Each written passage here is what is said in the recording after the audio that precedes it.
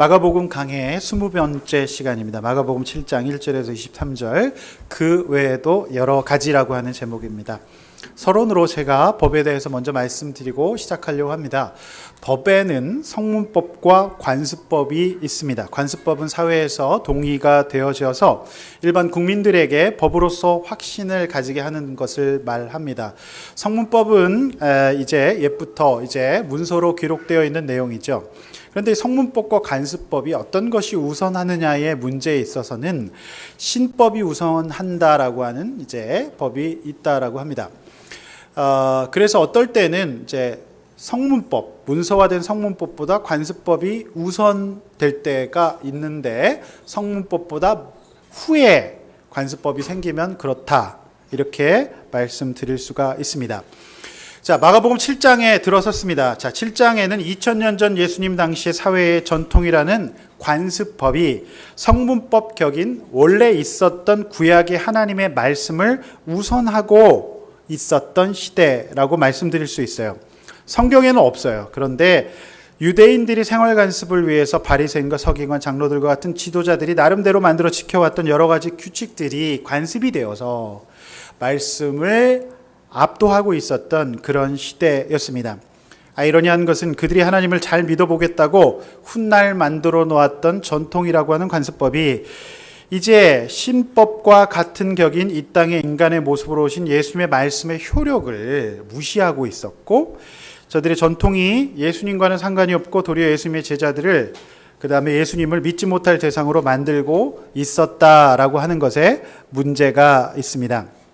그야말로 예수님 당시에 이 유대인들의 전통은 없어져야 했던 영적인 적폐라고 말씀을 드릴 수가 있습니다. 저는 오늘 본문으로 우리 가운데 있는 그 외에도 여러 가지의 전통이 무엇인지를 함께 묵상하면서 적용하고 은혜 받는 시간 되기를 원합니다. 오늘 본론의 첫 번째로 그 외에도 여러 가지 지켜온 것들이 있다.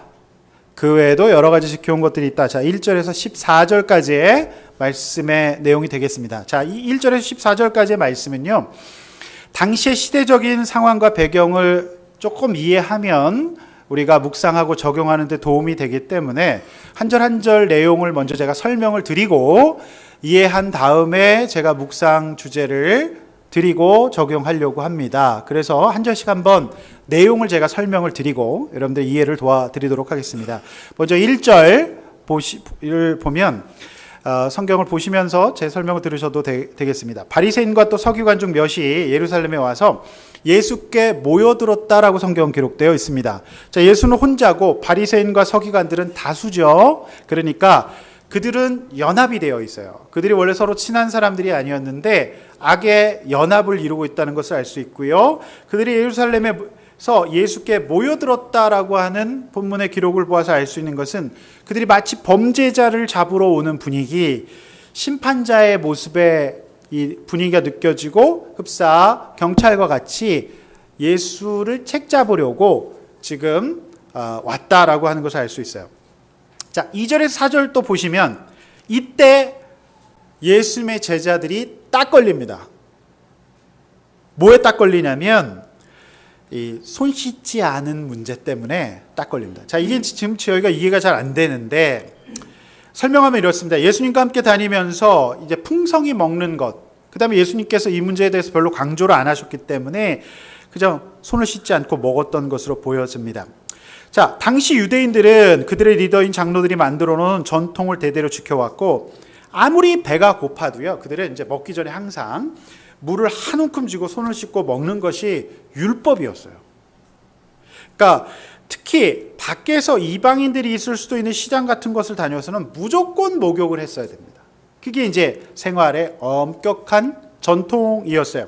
그것을 본문은 물을 뿌리지 않고서는이라고 이제 기록이 되어 있죠. 그 외에도 여러 가지 지켜오는 것이 있다라고 하는 4절 말씀은 참으로 지킬 것 많은 피곤한 유대인들의 삶을 잘 표현해주고 있어요. 5절 보면 상황이 이렇다 보니까 제자의 책임자인 스승, 그 예수님께 바리새인과 서기관들이 따지는 모습이 5절에 나오죠. 당신의 제자들은 어찌하여 손 씻지 않고 먹습니까? 당신이 책임지십시오. 당신이 잘못 가르쳤습니다. 이렇게 얘기하는 거죠. 자, 6절에서 9절. 이에 예수님의 대답이 나오죠. 여기서 이제 예수님은 대답을 이사야서를 인용하심으로 하세요. 한마디로 내용은 이런 거죠. 너희들이 지금 따지는 것은 성경 말씀 어디에도 나오지 않고 사람이 만든 규칙에 불과하다. 그것 지키다가 하나님 말씀까지 저버릴 수 있다라는 대답을 하세요. 자, 또 10절에 13절 보면 여기서 예수님은 평소에 이상하게 생각하고 계셨던 유대인들의 잘못을 한 걸음 더 나아가서 지적하세요. 공격하시죠. 자, 여기서 나오는 게 우리가 잘 이해가 안 되는데 10절, 13절에 고르반이라고 하는 제도가 나와요. 이 고르반이라고 하는 제도는 10절의 기록대로 성경에 없는 내용이에요. 자, 고르반이라고 하는 것은 헌물이라고 하는 뜻이에요. 그러니까 성경에는 분명 부모를 공경하라고 되어 있는데 유대인들은 나의 모든 것을 하나님께 다 드렸다. 고르반 하면 내 것이 다 하나님의 것이기 때문에 부모를 섬기는 일을 하나도 하지 않아도 된다는 이상한 논리를 그 당시에 유대교의 전통은 허락을 했어요. 예수님 13절에서 이 일 외에도 이런 일이 더 많기 때문에 이런 일들을 이제 그만 좀 해라. 이렇게 공격하셨어요. 예수님을 책잡고자 찾아온 저들은 오히려 예수님께 한 수 배우게 되는 논리 싸움에서 밀리게 되는 형국을 맞이하게 됩니다. 그래서 14절의 마지막으로 그제라도, 자, 그때라도 그들은 노선을 바꿔서 배웠어야 해요. 잘못되었다는 것을 인정했어야 됐다라고 하는 거죠. 자, 여기까지 이제 제가 본문에 대한 이해예요. 고르반이라든지 손 씻는 문제가 왜 이렇게 심각했는지에 대한 본문의 이해죠. 이해되시죠? 자, 그러면 저는 여기서 묵상의 화두를 두 개를 던지고 싶습니다. 첫 번째는 율법의 전통은 언제나 사람이 중심이 아니다. 네, 사람이 중심이 아니다라고 하는 거예요. 사람이 먼저가 아니다라고 하는 내용이에요. 자, 톰 라이트라고 하는 요즘에 굉장히 그 핫한 그 기독교계 필자가 있으세요. 이분의 책이 굉장히 베스트셀러가 많이 되고 있는데요. 자, 이분이 쓴 모든 사람을 위한 마가복음이라고 하는 책이 있어요. 자, 이 책에 보면 마가복음이 현대인 독자에게 특별히 7장이 6장까지 읽히다가 7장에서 약간 조금 이해가 안 되는 측면이 있는데, 왜냐하면 이제 유대인의 세계를 모르면 이 7장의 본문이 약간 좀 이렇게 지루하게 느껴질 수도 있다라고 얘기를 해요. 그러면서 이제 그 유대인 독자라면 굳이 설명하지 않아도 되는 내용을 따로 이제 마가가 설명하고 있는 것을 통해서 알 수 있는데, 예수님은 바리새인과 율법학자들이 하나님의 계시가 아니라 사실은 인간의 관습에 불과한 것을 근본적인 율법을 이제 율법으로 가르침으로써 위선하고 그다음에 연기하는 죄를 짓게 된다라고 비난하셨고요.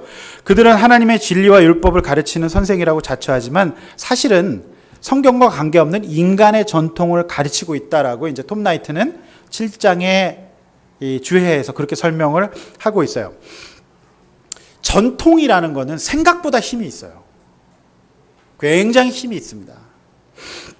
자, 그렇게 교육받아 왔고 그렇게 들어왔어요. 그러니까 분명히 성경도 아니고 옳은 것도 아닌데 전통은요, 사람을 그냥 그렇게 살게 하는 힘이 있어요. 유대인들이 딱 그랬습니다. 자, 예수님의 제자들은요, 계속해서 이동 중이었어요. 그리고 평소에 예수님의 성향상 많은 식량과 많은 여행 비용을 가지고 다니지 않으셨어요. 제자들에게 그렇게 말씀하셨기 때문에. 그래서 제자들은요, 평소에 음식이 있을 때마다 최대한 많이 먹어두었을 겁니다. 배고픔 앞에 장사가 있나요? 없어요. 성경은 2절은 제자 중 몇이라고 기록하고 있어요. 그러니까 그래도 유대인들이니까 12명의 제자 중에 적어도 한 10명에서 9명 정도는 그래도 율법을 지켰던 것으로 보여요. 그런데 그중 몇 명이 너무 허겁지겁 먹었던 모양입니다. 그 사람이 누굴까가 성경에 기록되어 있지 않지만 아마도 벳이라고 추측이 되어집니다. 허겁지겁 먹었던 거죠, 성향상. 자, 바리새인들과 서기관들은 그것을 그냥 못 넘어가요. 못 넘어가요. 그럼 전 정말 통영이라고 하는 동네 그 충무김밥이라는 게 사실 허겁지겁이 만든 유산이에요.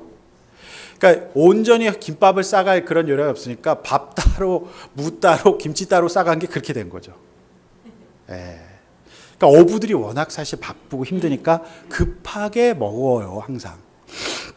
그러니까 저들이 신봉하고 있었던 전통 율법에는 사람이 먼저가 아니었죠. 그러니까 모든 구약의 율법이 완성되시는 예수님 오늘 허겁지겁 먹는 제자들을 뭐라고 하지 않으셨어요. 오늘 본문에 보면.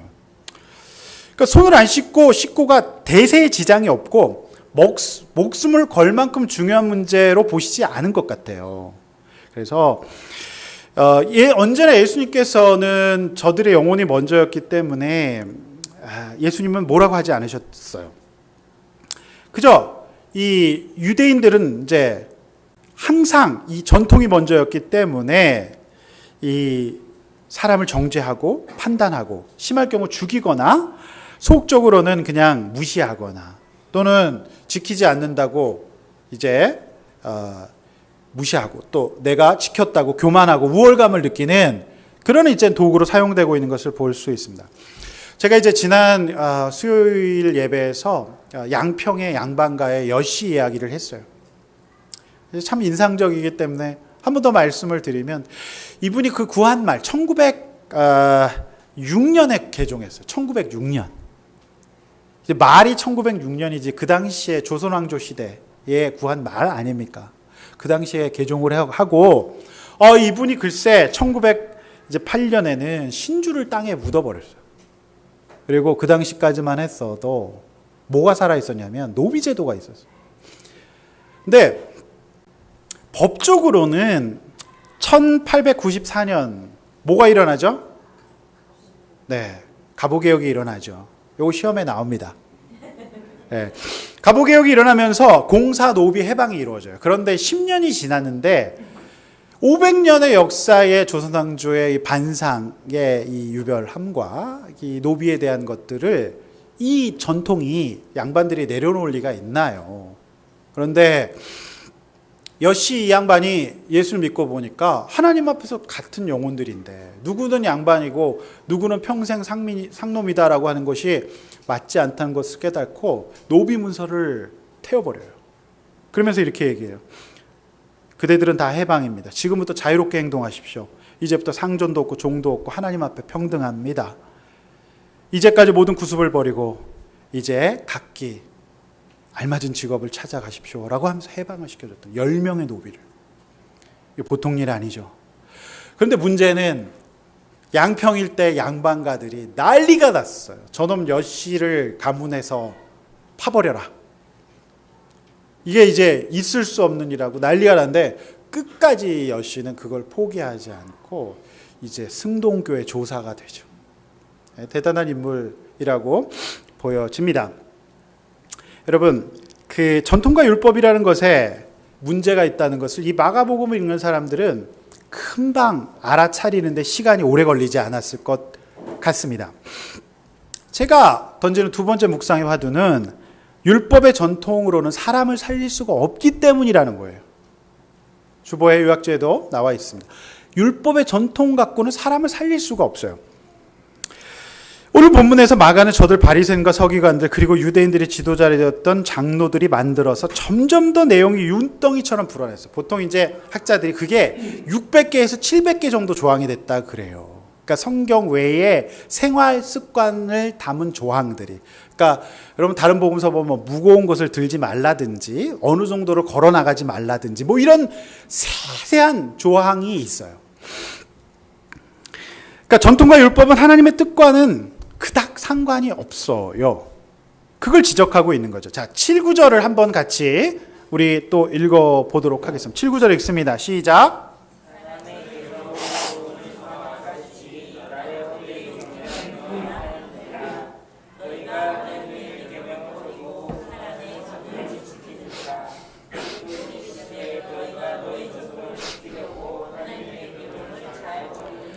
자, 말씀 잘 읽어주셨는데 사람은 평생에 걸쳐서 무언가를 교훈받고 배워서 그것을 자녀와 배우자와 내 주변 사람에게 가르치는 존재예요. 자, 그러면서 또 하나님은 믿어요. 그러니까 평소에 우리가 교훈받고 가르치고 하는 것과 하나님을 경배하는 것 사이가 분리가 일어날 수 있다는 것이 이사야서 29장 13절을 인용하셔서 내리신 예수님의 진단이에요. 그러니까 하나님을 경배하는 내용과 내가 배우고 듣고 가르치는 것과는 분리가 일어날 수 있다. 이것이 예수님의 이 진단이에요. 좀 이상하죠. 그러니까 이런 일이 있어서는 안 될 것 같은데 있을 수 있다라고 하는 겁니다. 여기에는 단서가 붙어요. 온전히 경배하는 것이 아니라 성경에는 헛되이 경배한다라고 기록하고 있어요. 그런 예배자를 헛된 예배자, 반대로 참된 예배자가 아니라 헛된 예배자, 이렇게 표현하고 있어요. 이렇게 신앙생활하면 헛되다라고 하는 거예요. 이스라엘 백성들이 헛됐죠. 그래서 우리가 역대상 묵상하듯이 포로로 끌려갈 수밖에 없었어요. 헛되게 예배했기 때문에. 그들이 우상에게서 배우고 세상의 가치관을 배우면서 우상을 너무 열심히 섬겼어요. 그런데 예배는 또 경배는 했어요. 그러니까 분리가 일어나면서 헛된 예배자가 되었어요. 참된 예배자가 아니었다라고 하는 것입니다. 그리고 이런 사람들의 특징은 하나님의 계명과 내가 듣고 배우고 익숙해진 사람의 계명이 상충될 때, 부딪힐 때 언제나 하나님의 계명을 버리고 사람의 계명, 전통을 선택하게 되어 있어요. 굉장히 무서운 얘기입니다. 묵상을 좀 더 현실적으로 해보겠습니다. 그러면 현실적으로 해보겠습니다. 자, 오늘 본문이 먹는 문제로 일어났어요. 그래서 목장에서 일어났던 먹는 문제를 나눠보려고 합니다. 자, 한국 남자의 전통은 여자가 차려주는 밥을 반드시 먹어야 한다라고 하는 것이 남자에게 전통으로 들어와 있어요. 물론 밥상을 잘 받을 만한 상황이면 좋으련만 그럼에도 불구하고 그것이 잘 이루어지지 않을 때가 있어요. 이때 오랫동안 교육받아온 유교적인 전통은 내가 밥상을 받을 때 비로소 남자로서 존중받고 대접받는다라고 하는 이 생각이 나에게 하나님의 말씀처럼 인식되어 있어요. 그런데 여러분, 성경 그 어디에 보아도 밥상을 받을 때 진정한 남편이라는 구절은 없어요. 그러니까 어디도 없어요. 있으면 저한테 좀 알려주십시오.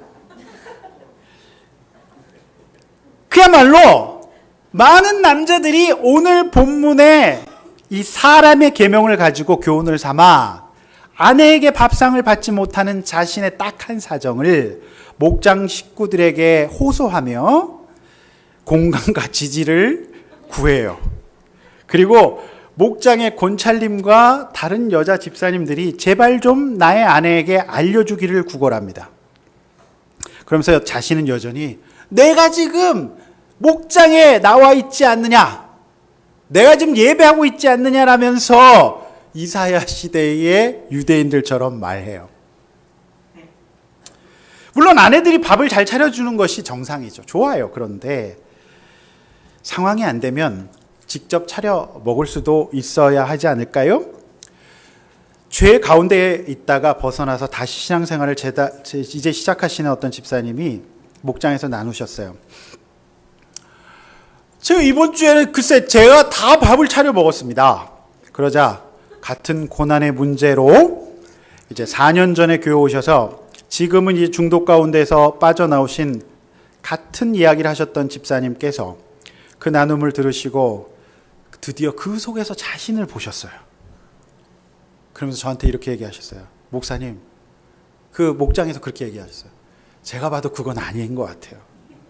제가 4년 동안 밥 이야기할 때 혹시 제가 들었던 것처럼 목사님 듣지 않으셨어요? 이렇게 얘기하셨어요. 야, 대박이에요.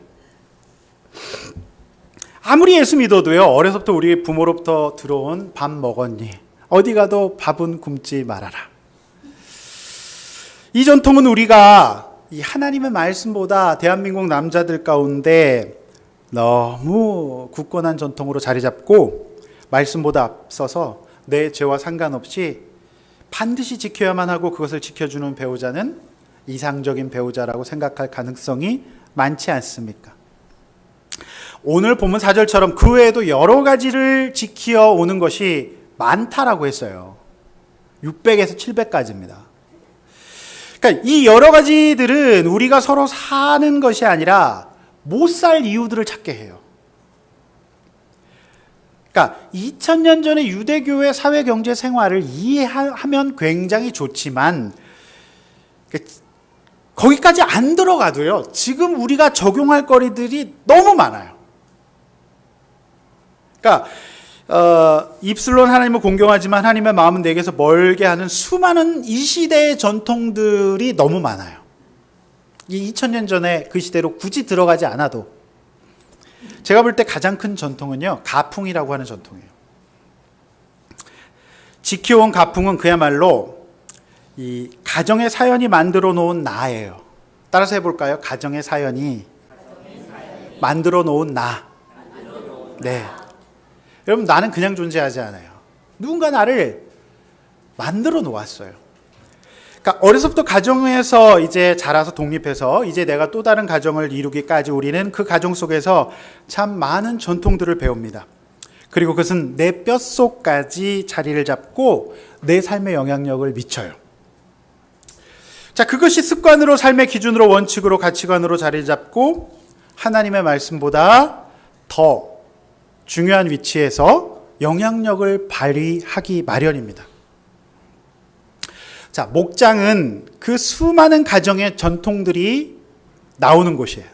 자, 이번 주 목장에서도 그런 전통들을 볼 수 있었어요.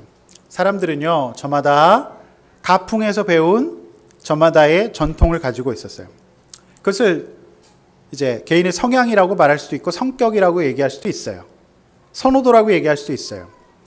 자, 심리학자들은 타고난 그렇게 배워진 이제 학습된 나의 성경은 전통이라고 얘기를 했고요. 그거는 내 가운데 배워진 성향은 이제 평생 혈액형처럼 변하지 않을 수도 있다라고 보는 학자도 있어요. 자, 그러나 성숙이란, 이제 진짜 성숙이란 본인이 없는, 해보지 않은 모험에 가까운 영역들을 보충해 가는 것이 성숙한 인격이라고 성격 심리학자들은 그렇게 얘기를 해요. 근데 성숙하지 못한 사람은 자신이 어려서부터 익숙하게 사용해온 자신의 성향, 성경으로 얘기하면 전통을 유지하기를 원해요. 그리고 오히려 더 강화하기를 원해서 내 배우자와 내 자녀가 모두 다 나의 성향과 전통에 맞춰주기를 원해요. 그래서 이렇게 되면 어떻게 되죠? 다행히 내 배우자와 내 자녀가 나와 유사하거나 맞으면 다행이지만 그렇지 않으면 우리는 어떻게 됩니까? 살 수가 없어요. 자꾸 미워져요. 그리고 자꾸 다른 것이 보여요. 그 다음에 짜증이, 말할 수 없는 충만한 짜증이 올라오기 시작합니다. 이것은 말씀이 아니라 오늘 본문이 이야기하는 나라고 하는 인간의 살아온 날들의 전통이 오늘 작용하기 때문이죠. 자, 제가 좀 더 과학적으로 말씀드려 볼게요. 자, 목요목장, 금요목장에서 저는 열심히 여러분들의 나눔을 타이핑해요. 그냥 타이핑하는 게 아니라 시간이 남고 무슨 제가 그냥 여러분 그냥 뭐 취미로 타이핑하는 게 아닙니다. 왜 제가 타이핑하느냐? 사실 그것을 가지고 분석하기 위해서요. 보통 이런 것을 이제 질적 연구라고 얘기를 하는데 어떤 특정한 문제를 갖고 있는 집단을 계속 인터뷰를 해서 거기서 어떤 이제 연구를 진행하는 것을 이제 질적 연구라고 해요. 저 같은 경우는 이제 재혼 가정의 연구를 제가 이제 진행을 하지 않았습니까? 그래서 제가 이제 여러분들의 나눔들을 쭉 목요, 금요, 목장의 나눔들을 다 적어서 그 나눔에서 주제어를 뽑아요. 제가 뽑아보니까 25개의 주제어가 나왔어요. 제가 한번 불러볼게요. 사업, 자녀, 회사, 오버타임, 예배, 밥, 게임, 쾌락, 도박, 건강, 세무조사, 아버지, 똥꼬집, 투병, 성향, 시댁, 난임, 무기력, 소진, 완벽, 부모 불화, 성격, 표현, 스타일, 마지막으로 주한다 공항, 주님이 아시는 공항이라고 있어요. 이런 어떤 주제어가, 이건 금요목장만 아는 내용인데, 이제 마지막으로 주한다 공항이 나왔어요. 그러니까 이 25가지의 여러분의 서술한 문장에서 그 문장의 주제어가 25가지가 나왔어요. 그러면 이 25가지의 주제어를 다시 5가지의 또 분류가 가능합니다. 자, 표로 한번 보여주실래요? 굉장히 여러분 지금 아카데믹한 지금 과정을 지금 자, 5가지. 요번 주 금요 아니고요. 목요도 포함이에요. 자, 목요, 금요, 부목장 나눔 주제 분석인데요. 첫 번째는 업무예요. 사업, 회사, 오버타임, 세무조사, 주한다 공항 나오죠. 그죠? 두 번째, 주한다 공항 어느 나라에 있다고요? 인도네시아 공항 이름. 주님께서 아시는 공항입니다. 다음에 이제 가정, 자녀, 아버지, 시댁, 부모, 불화. 자, 그 다음에 이제 생활 건강 분야. 밥, 게임, 쾌락, 도박, 난임. 자, 그 다음에 이제 성격, 정서 분야. 똥꼬집, 성향, 무기력, 소진, 완벽, 성격, 표현, 스타일. 자, 신앙은 예배고요. 자, 25개의 주제어가 이렇게 분류가 되는데 5가지 정도 카테고리로요. 요걸 이제 코딩이라고 얘기를 해요. 그러면 이것이 어떻게 이제 변화를 갖고 어떻게 해결이 되느냐를 보는 게 이제 과학적 글쓰기의 이제 이 방법이거든요. 그런데 잘 보십시오. 25개의 주제어 중 8개가 개인의 성격과 정서에 관한 문제로 30%를 차지하고 있어요. 통계가 들어가죠.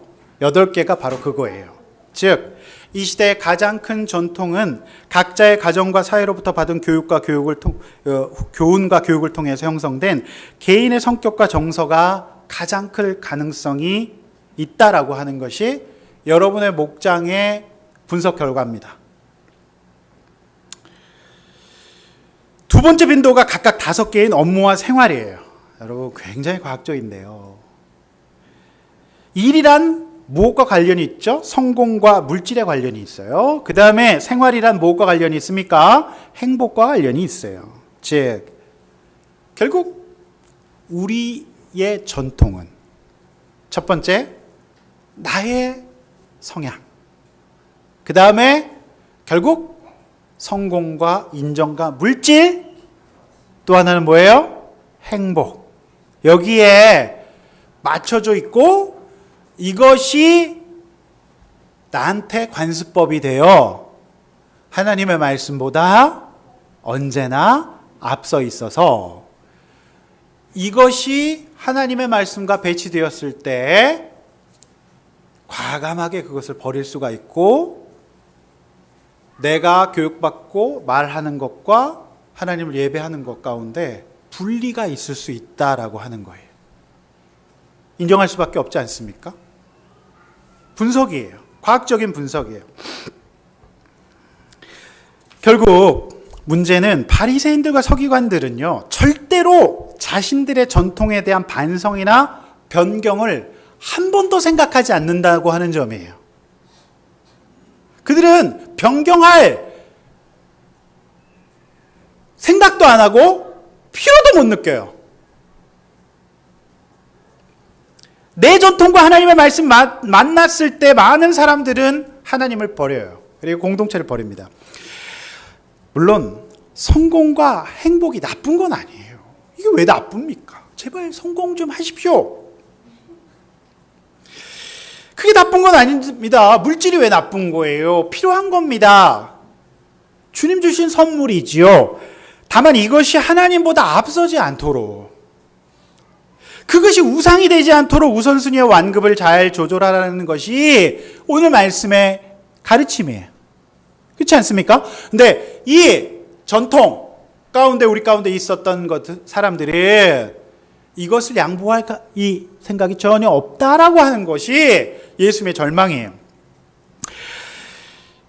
내가 가지고 있는 전통은요, 절대로 사람을 살릴 수도 없고 나도 살 수 없어요. 특별히 10절 이하에 있는 부모님께 대한 하나님께 드렸으니 고르반이라고 하고 나는 더 이상 할 것이 없다는 구절은 잘못된 전통이 배우자, 자녀뿐만 아니라 부모님까지 살리지 못하는 파괴적인 결과를 가져왔다는 것을 보여주고 있어요. 자, 이렇게 사람의 이 성향과 성품을 연구하는 이제 학자들은 늘 강조하는 말이 있어요. 따라서 해봅시다. 틀린 것이 아니라 다른 것이다. 굉장히 중요한 거예요. 그런데 아픈 사람들, 건강하지 못한 사람들은 언제나 전통이 우선이 돼가지고요, 틀렸다라고 얘기를 한다라고 하는 거예요.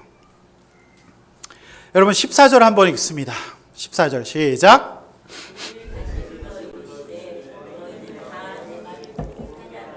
자, 예수님께서 무리를 불러서 깨달으라고 말씀하셨을 때 그때 분위기가 어땠을까요? 깨달았을까요? 못 깨달았을까요? 제가 봤을 땐 성경의 분위기나 이후 제자들의 이 질문을 봐서는 못 깨달았어요. 그런데 여러분은 이 정도 설명 들으셨으면 그래, 내 안에 전통이 참 많구나. 이러면 내가 살 수가 없는 거구나. 율법으로 사람 못 살리는구나. 우리는 적어도 깨달을 수 있으시겠죠? 아멘? 네. 우리 좀 깨달을 수 있길 원합니다. 우리 이렇게 한번 나눠보시죠. 그래서 이번 주에 예수 믿는다고 하면서도 사람 못 살리는 내 안의 전통은 뭔가요? 우리 자매들은 제발 키 큰 남자 좋아하지 마십시오. 천하의 키 큰 남자 성경에서 제대로 쓰임받는 걸 보지 못했어요. 키 작은 남자 좋습니다. 그 율법의 전통이에요. 그다음에 이 정도 학벌에, 이 정도 물질에, 이 정도 외모에, 여러분 그거 다 전통이에요. 내어버리시길 바랍니다. 두 번째, 배우자와 자녀에게 나와 다른 것인데 틀렸다라고 말하는 것은 무엇입니까? 네? 한번 나눠보시길 바랍니다. 제가 키가 크니까 이렇게 얘기할 수 있는 거예요. 저도 키가 작으면서 이런 얘기하면 안 되죠. 네. 자, 근데 전 성경을 볼 때마다 키 커서 열등감 느껴요. 키 큰 인간들이 성경에서 제대로 이렇게 살아가는 경우가 많이 없어요. 네. 자, 큰 두 번째 주제입니다. 그 외에도 여러 가지 악한 생각이 있었습니다. 뭐라고요? 한번 읽어볼까요? 시작.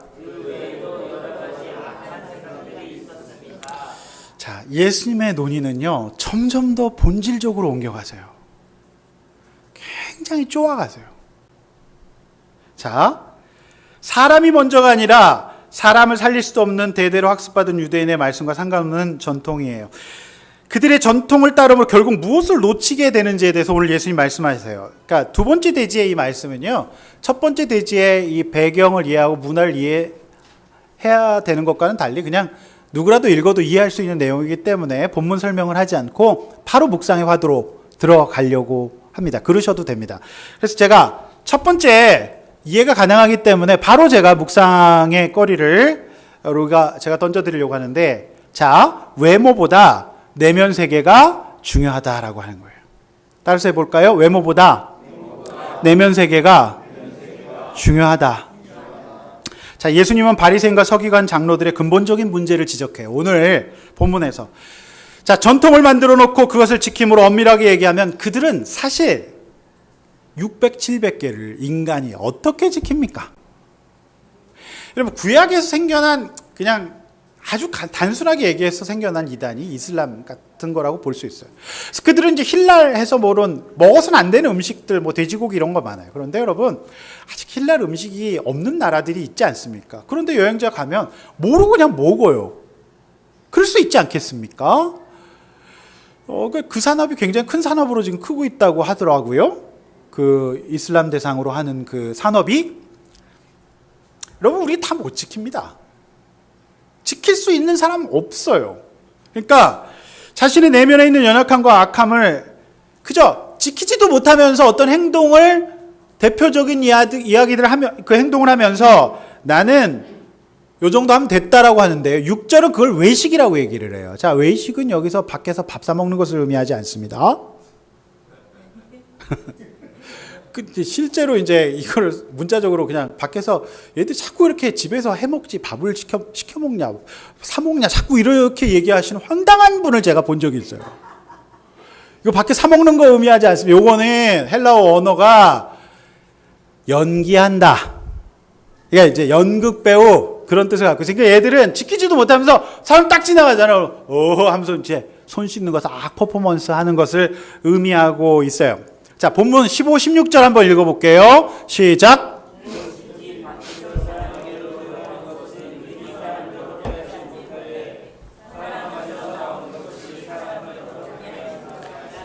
유대인들의 전통은 겉으로 보이는 어떤 것을 어떤 형식으로 먹느냐의 문제만을 중요하게 생각할 뿐 내면 세계 속 사람에는 그다지 관심을 두고 있지 않았어요.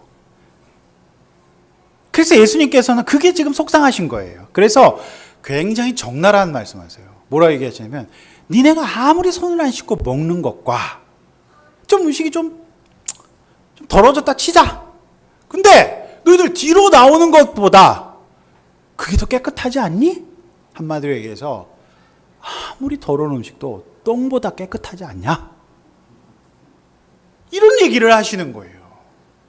예수님 굉장히 현실적으로 말씀하시네요. 뒤로 나오는 것. 이렇게 말씀하십니다. 여러분, 그래서 오늘 이 말씀을 통해서 예수님께서 저들에게 하시는 말씀이 겉모양이 중요한 게 아니다. 그 사람이 어떤 업적과 어떤 성취를 이루었던 나는 너희들의 겉모습에 그다지 관심이 없고 너희들의 내면 세계의 구조와 메커니즘에 관심이 있다라고 말씀하시는 거예요. 근데 이 세상 사람들은 어떻다? 2000년 전이나 지금이나 여전히 외모에 어떤 인간이면 적어도 이 정도는 해야 된다 라고 하는 그 전통에 꽉 매여 있다라고 하는 거예요. 여러분, 제가 굉장히 안타까운 뉴스를 하나 인용하려고 해요. 지난 23일 서울중앙지방법원은 숙명여고 시험지 유출 사건 1심 선고에서 교무부장이었던 유 선생님에게 징역 3년 6월에 유죄 판결을 내리셨습니다. 서울 강남의 명문 사립고등학교인 숙명여고의 교무부장이었던 현모 선생님은 쌍둥이 딸에게 문제를 유출했던 직접적인 증거는 없었지만 재판부는 각종 정황 증거를 통해 유죄 판결을 내릴 만한 충분한 심증이 있다라고 판단했습니다. 기적 같은 전교 1등을 한 그의 두 쌍둥이 자녀는 큰딸의 경우 문과 121등에서 갑자기, 요즘 말로 갑자기 5등에서 1등으로 뛰었습니다. 자, 둘째 딸의 경우 갑자기 이과 59등에서 갑자기 2등에서 1등으로 뛰었습니다. 2학년 1학기에는 쌍둥이 딸들 두 딸이 각각 숙명여고 대치동에서 문이과 전교 1등을 차지하게 돼요. 기적이 일어났습니다.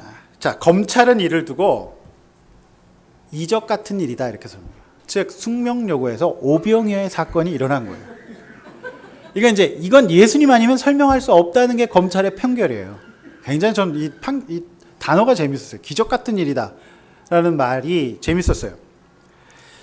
특별히 작은 딸은 지난해 2학년 1학기 기말고사 물리 과목에서 만점을 받았는데요. 쉬운 문제의 경우 풀이 과정이 적혀 있었지만 어려운 문제의 경우 풀이 과정이 전혀 없었어요. 자, 출제교사는 이렇게 얘기합니다. 고난도의 문제를 암산으로 맞히는 것은 거의 불가능하다고 말했고 판사는 이렇게 얘기했어요. 이 문제를 풀 수 있는 단 하나의 가능성은 딸이 천재일 경우. 이렇게 설명했어요. 유독 유출 전 점수를 보아도 작은 딸은 평범한 학생이었을 뿐 천재는 아니었고 1년 만에 천재적인 실력을 가지게 될 가능성은 희박하다라고 재판정은 판단했어요. 여러분, 이 사건은 어떻게 생각하십니까? 강남의 명문사 교무부장이었던 아버지는 딸들에게 시험 문제를 유출하면서 성적이라고 하는 외모와 전통보다 부모로서 아이들의 내면 세계를 한번 생각해 보아야 하지 않았을까요? 글쎄요, 이렇게 대답하신다. 여러분, 그러나 딸을 강남 명문사학에서 전교 1등의 외모를 갖추게 하는 것이 유 선생님의 계명이자 전통이었던 것 같아요. 불행히도 딸들과 자신의 내면 세계는 돌보지 않은 채 그저 전교 1등 명문대 진학이라는 보기도 좋고 보암직한 외모를 취하셨어요. 이 전통은 나도 못 살고 다른 사람도 못 살립니다.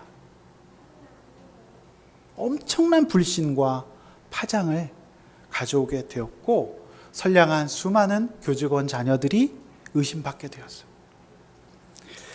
저는 선생님이 평소에 만약 우리 교회를 다니셨다면 아들람 비전센터에 오셨다면 우리 부부 목장에 오셨다면 이렇게 나눔을 좀 하셨지 않을까 가상의 나눔을 한번 해봅니다. 사랑하는 쌍둥이 딸들아, 아빠가 근무하는 학교에 다니는 것이 너무 힘들지? 아빠는 너희들이 성적과 관계없이 그냥 너무너무 좋고 사랑스럽단다. 아빠는 너희들이 어느 학교를 가든 너희를 사랑할 것이고, 사람들이 너에게 어느 학교 다니니 물어봤을 때 어느 학교라고 얘기하면 한 번에 못 알아듣는 학교를 가도 어느 학교? 물어봐도 전혀 상관이 없고 사당역, 강남역, 잠실역에서 버스를 타고 한참을 자야 도착하는 학교에 가더라도 나는 너희를 사랑할 것이고, 어떤 성적을 받아도 우리 쌍둥이 딸을 성적과 관계없이 사랑할 것이다. 지금처럼 평범하게 학교만 잘 다니자. 3년이라고 하는 시간은 금방 가고 더 이상 아빠를 학교에서 보지 않아도 되는, 아빠를 학교에서 또 만나야 되는 고난은 곧 이 또한 지나가리다. 집에서 보자. 딸들아, 선생님이 아닌 아빠로. 가상의 나눔이에요. 이거 이제 아둘람 비전센터 와야지 이제 일어나는 이제 나눔 되겠습니다. 요거 이제 1대1 받아야지 이제 이런 나눔 이제 하실 수 있는 거죠. 그러나 여러분, 이 유 선생님의 강한 전통은 내가 승명여고 교무부장인데 내 딸들이 121등, 59등을 해서는 안 된다라고 하는 율법이 있었죠. 그래서 결국 하나님의 계명을 어겼고 본인은 3년 6개월의 실형을 받고 쌍둥이 자녀는 퇴학을 당하고 모든 성적은 0점 처리되었을 뿐만 아니라 4달 4일 재판을 받고 소년원 송치나 보호관찰 등의 보호 처분을 받아야 되는 딱한 처지에 이르게 되었어요. 너무너무 안타깝습니다. 여러분, 인간은 두 번째 묵상의 화두입니다. 인간은 생각보다 상태가 좋지 않아요. 그럼 이걸 아셔야 돼요. 인간은 생각보다 상태가 좋지 않아요. 예수님께서 형식적인 율법 중수가 신앙생활의 전부인 줄 아는 유대인들에게 이처럼 냉정하게 직면하시는 이유는 인간의 상태가 너무너무 좋지 않았기 때문이에요. 중환자였기 때문이죠. 물론 사람이 무언가를 지켜내는 것은 소중한 일이에요. 자, 이런 말씀을 드릴 때 굉장히 조심해야 될 태도가 뭐냐면 인간은 악하니까 어쩔 수 없다라고 하는 배째라고 하는 태도예요. 막 살고서 배째라. 그거 아닙니다. 합리화하는 태도 잘못된 거예요. 최선을 다해야 돼요. 그러지 말고. 그러나 자신은 최선을 다하지만 내가 아무리 최선을 다해도 완전히 율법을 지킬 수 없고 얼마나 내가 악하고 연약한 예수님의 용서와 구원이 필요한 사람인지를 아는 상태여야 해요. 그래야 자기 의가 생기지 않아요. 그래야 그 사람에게 은혜가 있어요. 그 사람이 사람 살릴 수 있어요. 그 사람에게 겸손이 있어요. 그렇지 않은 사람은요, 얼마나 무섭고 은혜가 안 되는지 몰라요. 예수님께서 왜 2000년 전에 유대 땅에 오셨을까를 저는 깊이 묵상했어요. 어제도 밤늦게까지 묵상하고 또 묵상했어요. 근데요, 이 자신들의 속사람의 악함과 추함은 돌이켜보지 않고 오직 겉으로 보이는 어떤 행위의 율법들 600에서 700개의 조항 가운데에서 허덕이면서 그것이 마치 사람 사는 방법인 양 너무너무 힘든 삶을 살고 있었던 그 사람, 그 시대에 예수님께서 오실 수밖에 없었던 이유가 있지 않았을까 싶었어요. 우리가 지금 그 시대에 살면 어떨까요? 온전히 지키지도 못하면서 그들은 연기했어요. 수많은 내용으로 유대인들에게 강요된 그 행위들은 자신들에게 영적인 정당성만 주었고요. 연기하지 않는 사람들을 이해하고 공감하기는커녕 판단하고 정죄하며 이방인 짐승처럼 취급했지 않습니까? 율법에는요, 사람이 먼저가 아니에요. 사람을 사랑하고 섬기기 위해 만들어진 율법이었지만 그 율법을 잘게 해석한 장로의 전통이 사람을 옥죄고 판단하는 도구가 되었죠. 자, 심각한 말씀입니다. 여러분, 21절, 23절 여러분의 영적 성적표입니다. 우리의 영적 MRI 결과예요. 한번 읽습니다. 시작.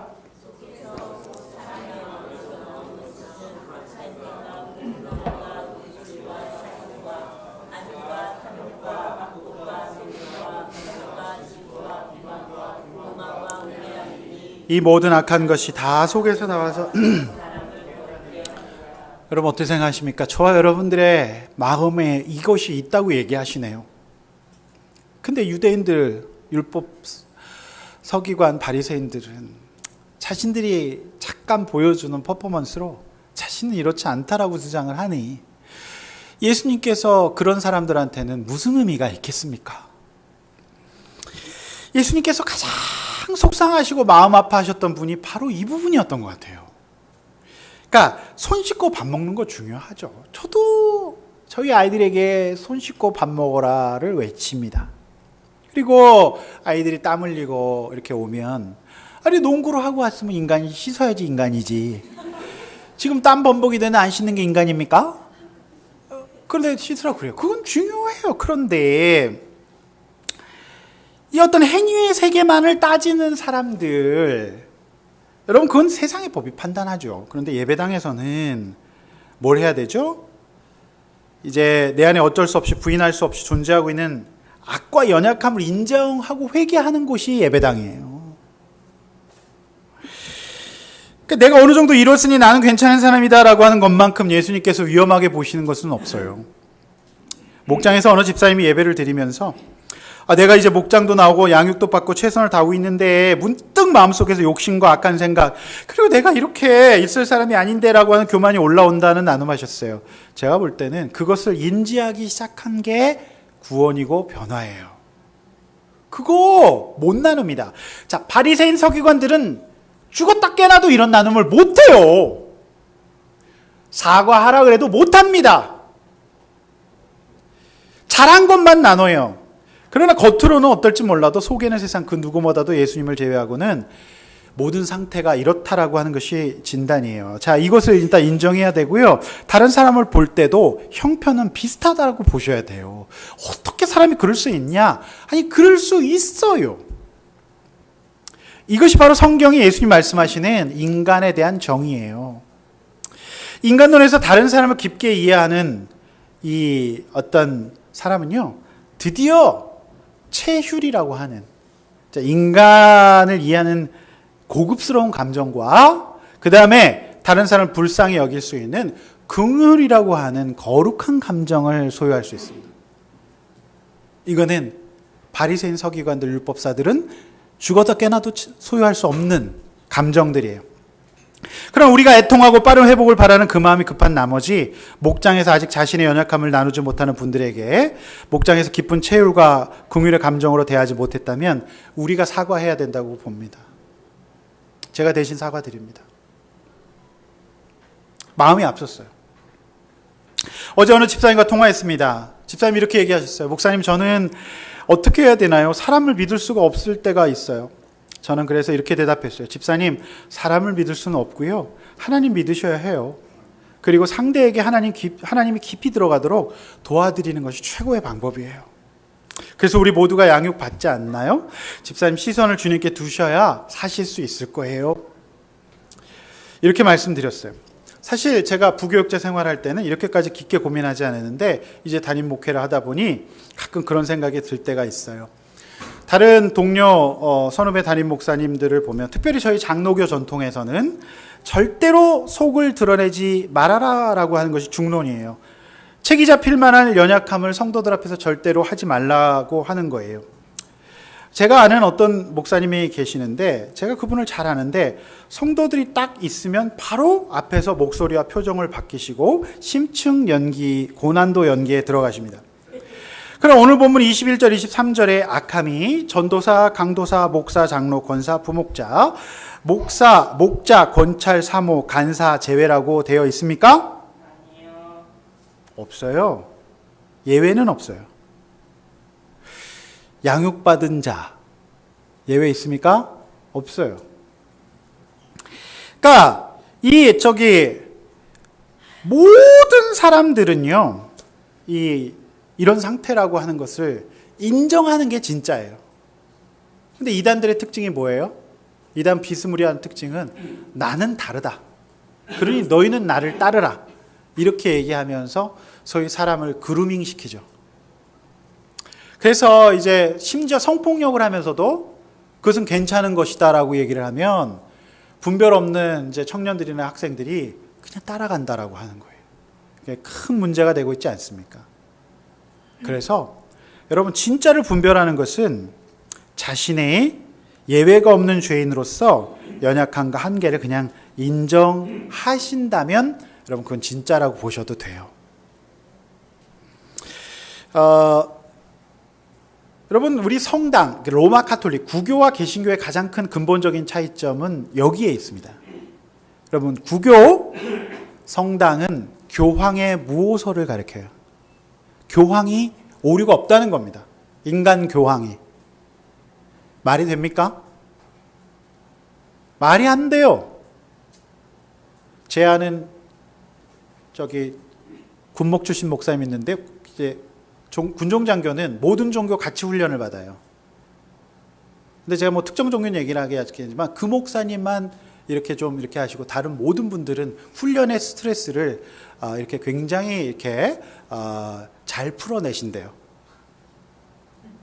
네, 군납에 아주 군인들이 좋아하는 군납품으로 잘 풀어내신다고 그렇게 얘기하시더라고요. 깜짝 놀랐대요. 네, 근데 이제 저희는 어때요? 개혁교회, 이제 개신교죠? 개혁교회는 모두가 하나님 앞에서 구원에 필요한 죄인임을 고백합니다. 이것이 이제 근본적으로 우리가 이제 다른 점. 그래서 교회에는 성상을 만들지 않죠. 네. 우리가 이제 다 죄인이라는 거. 그래서 이런 거 막 걸지 않는 것이 다 그런 뜻이 있는 거예요. 개혁교회입니다. 성도 여러분, 최대한 깨어있으려고 애를 쓸 뿐 하나님을 떠나 타락한 인간은 기본 세팅이 이렇게 돼 있다는 것을 인정하시기를 바랍니다. 아멘. 세상을 심판하고 재창조하셔서 새하늘과 새 땅이 오기 전까지 우리는 끊임없이 내 안에 망가져버린 이 속사람을 우리 속에서 활화산처럼 타오르고 있는 죄와 악함과 싸우며 살아야 합니다. 그러면 함께 나누고 가는 것이 맞아요.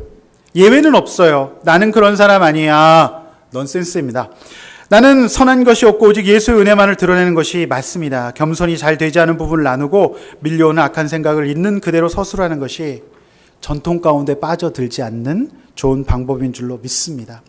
마가복음 2장 17절 한번 같이 읽어볼까요? 시작. 예수께서 들으시고 그들에게 이르시되 건강한 자에게 의사가 쓸데없고 병든 자에게 쓸데있느니라. 나는 의인을 부르러 온 것이 아니요 죄인을 부르러 왔노라. 여러분, 어떻게 생각하십니까? 그래서 여러분, 괜찮은 것 이야기하는 데가 교회 아니에요?